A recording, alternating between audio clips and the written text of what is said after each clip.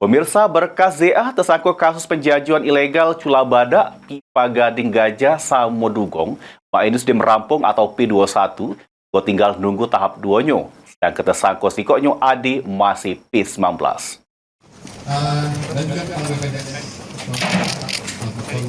ZA tersangkut kasus penjajuan ilegal Cula Badak, Pipa Gading Gajah, Samodugong senilai Rp245 juta yang ditangkap tim gabungan Jaratas Polda Sumsel bersama Ditjen Gakum Kementerian Lingkungan Hidup dan Kehutanan RI pada 23 Agustus liwat. Ini berkas tersangkut ZA sudah merampung atau sudah P21, sama tinggal nunggu tahap 2 pelimpahan tersangkut sama barang bukti ke kejaksaan. Hal tersebut diungkap ke langsung Kasih Penkum Kejati Sumsel, Pani Yulia Ekasari, di sela-sela kegiatannya. Sedangkan untuk tersangkut sikoknya inisial AD yang spitsing, ini penyidik masih melengkapi berkas perkaronya atau masih P19.